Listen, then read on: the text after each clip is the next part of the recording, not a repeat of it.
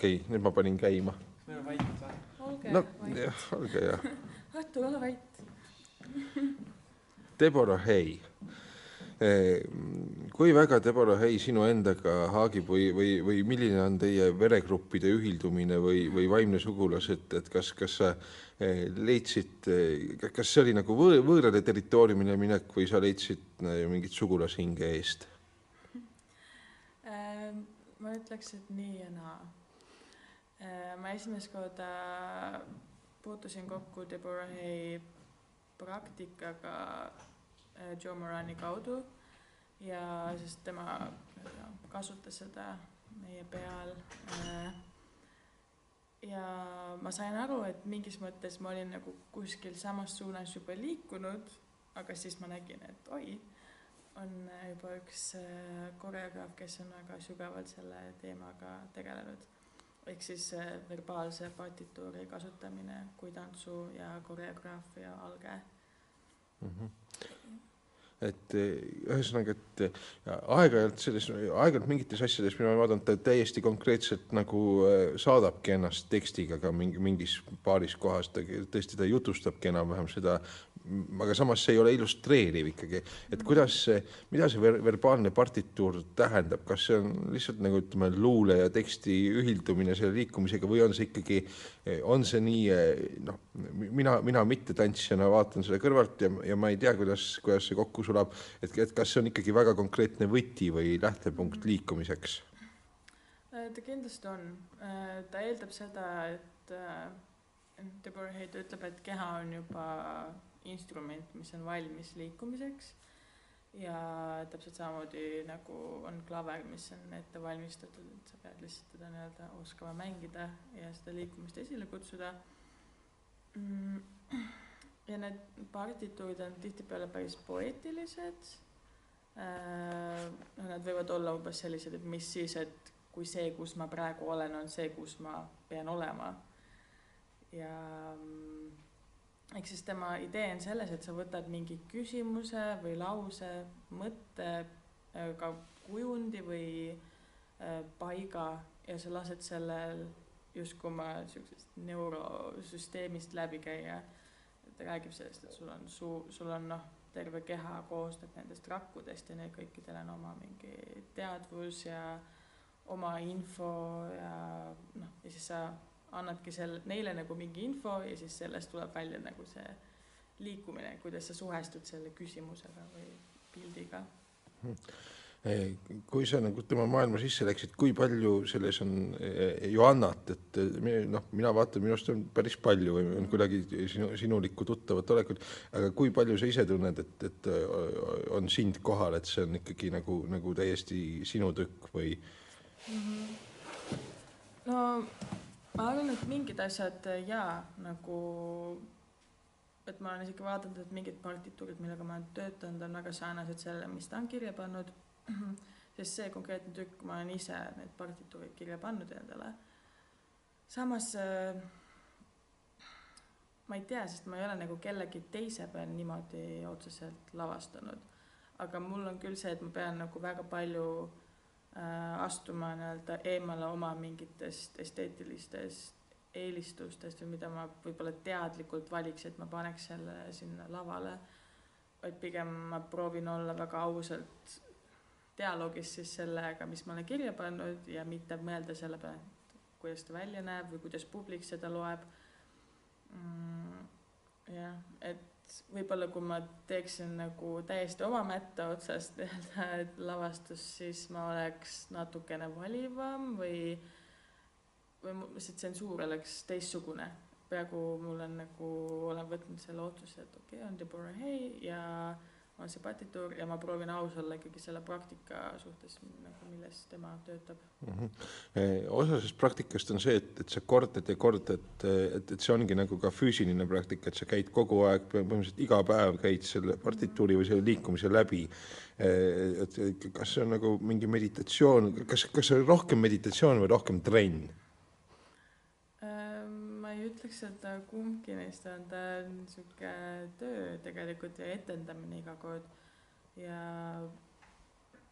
sest tõesti ikkagi proovin kui vähegi on võimalik iga päev teha seda ja sa soendad selle jaoks ennast üles ja sa viid ennast sinna nagu mõttekohta, et nüüd ma teen seda ja siis sa pead seda tegema 100%, isegi kui inimesi ei ole. Ja siis tema idee ongi see, et see tükk nagu kulmineerub läbi selle praktika. Sa kogu teed seda ja seal ei teki nagu mingit ühest liikumisjada, mida sa tead, et ma teen. Et see nagu kuidagi sinu kehas talletub. Trend ei ole, ta on ikkagi etendamine ja reaalajas, nagu ta ütleb ka, et practice of performance. Jah, ma ütleks isegi, et või siis performance of a practice, et mõlemad pidi see töötab.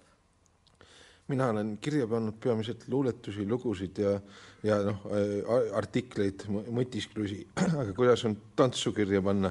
Ma nägin just eile vist vaatasin mingit videolõiku, kus ta näitas mingit asja, kus ta oli joonistanud hobuse ja vankri ja ma sain aru, et ka see oli osa partituurist või, et kuidas nagu on kirja panna tantsu ja ma ei tea, kui levinud see praktika on, eks ole, balleti joonised muidugi on ja nii, aga et kuidas on tantsu kirja panna ja mis vahenditega sa seda teed? Ma arvan, et meil kõigil on mingi oma viis, kuidas me seda talletame, dokumenteerime tegelikult, et see on sisuliselt, mis ta teeb. Ma ei teagi tegelikult, kuidas mina tegelikult tavaliselt seda teen. Ma mingi piirini kirjutan ikkagi lahti. Aga samas ma vist ei ole väga hull märkmiku kasutaja. Aga on inimesi, kes ma tean, et nad joonistavad, nad kirjutavad ja nii edasi. Koguvad mingid visuaalsed pildikesi sinna juurde ja ma ei ole, mul on pigem siin see kõik. Ja siis filmilindil. Kui nüüd kogu sellest Fembaasi projektist rääkida, kuidas sina selle peale oled mõelnud ja vaadanud, et antud juhul, et Svetaga ka rääkides kogu aeg ikkagi, et see ei ole vähemasti põhimõtteliselt feministlik projekt, aga ikkagi see on huvi nagu selle vastu, mida väga tugevad naised, kunstnikud on teinud siin viimase 100 aasta jooksul tantsus, et kui sa vaatad selle peale, et kas see on sinu jaoks tähtis ja mingi eriline joon, see nii-öelda naiste panus või naiste jõud ja ma isegi vaatasin täna ja mõtlesin, et nendes, kui Sveta teeb Wigmanil seda nõiatantsu täiesti oma versiooni, aga tegelikult kui ma vaatan, siis kõigil on natuke mingi oma see nõiatantsu element sees või see võib olla mingi minu fantasm muidugi praegu ainult, aga kuidas sa näed selle, et naine, kunstnik, jõuline, maailmamuutev,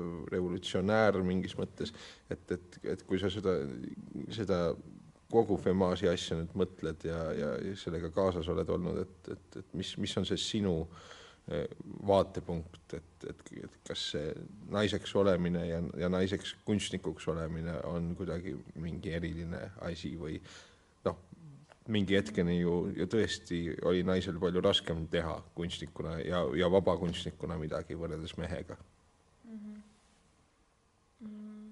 No ma arvan, et oleks täiesti võimalik teha ka ju meesversioon sellest kõigest, et on ju olemas neid meeskoreograafe, kes on samaväärselt teinud neid olulisi samme sellel tantsumaastikul.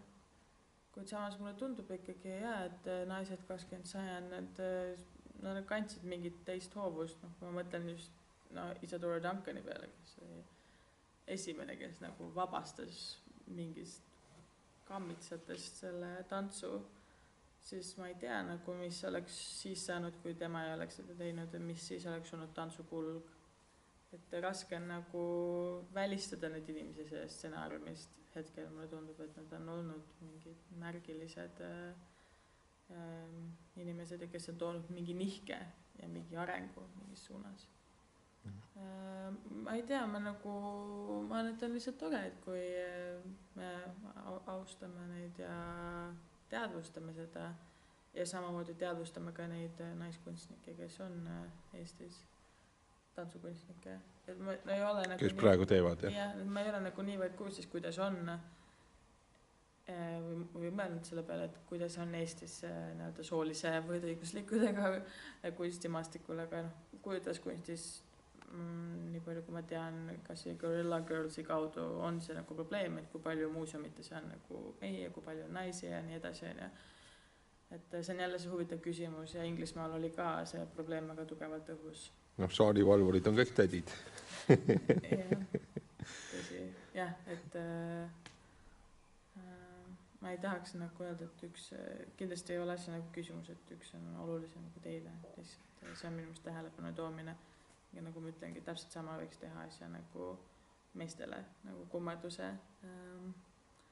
Ja see on huvitav see nõiatantsu teema ja rituaali teema, sest on jah ilmselt mingil kujul ta on alati teatris sees, ma arvan, sellepärast, sest teater on üks suur rituaal, nõidumine. Viimane küsimus veel.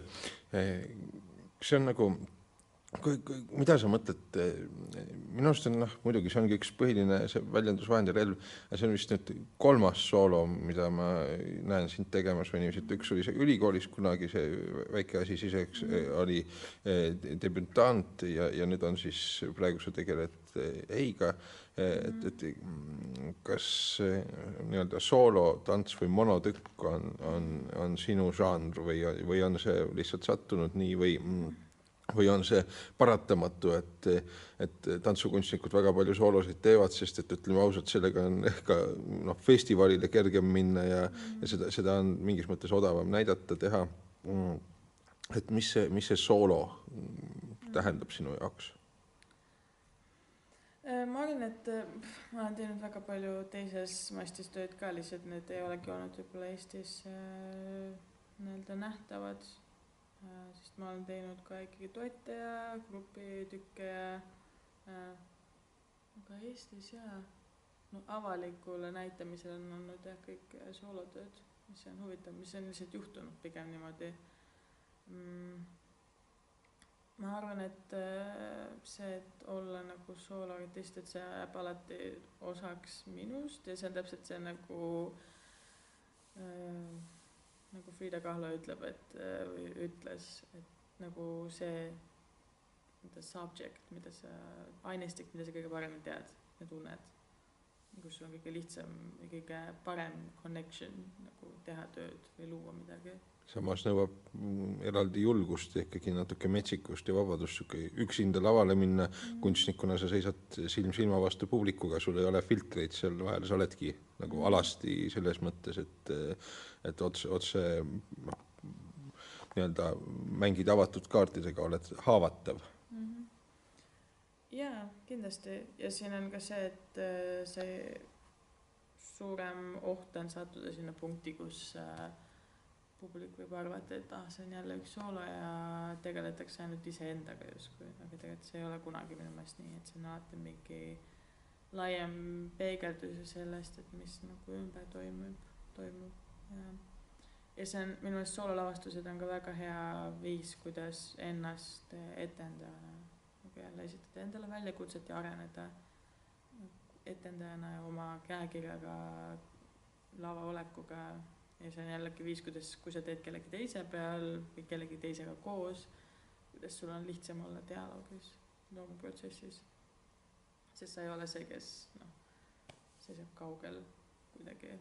Ja siis see, et sul on nagu oma praktika ikkagi ja sa saad aru, kuidas oma praktikat võib-olla kellegi teisele lahti seletada või teda sinna sisse tuua. Aitäh, see oli see, mis ma küsin. Kas jäi midagi väga, väga tähtsat praegu, mis mul jäi küsimata, mida sa oled mõelnud selle tööprotsessi juures ja mis sulle tähtis on olnud, mida ma ei osanud või taibanud küsida praegu, mis sa ise tahad öelda, mis oleks oluline selle antud töö juures?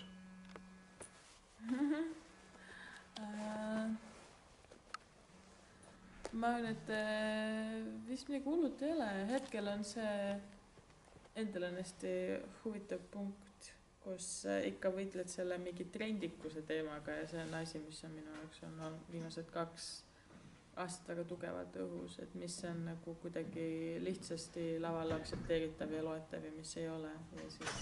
Ja ma nüüd samamoodi ka selle Femagi tüki sees see mängib rolli, et ma ei tea, kuidas kuidas nagu jah, kuidas publik sellega suhestuma, see on see ilmu koht praegu. Ilmu kohta aga siuke küsimus. Aitäh! Sa paned tõesti need selga.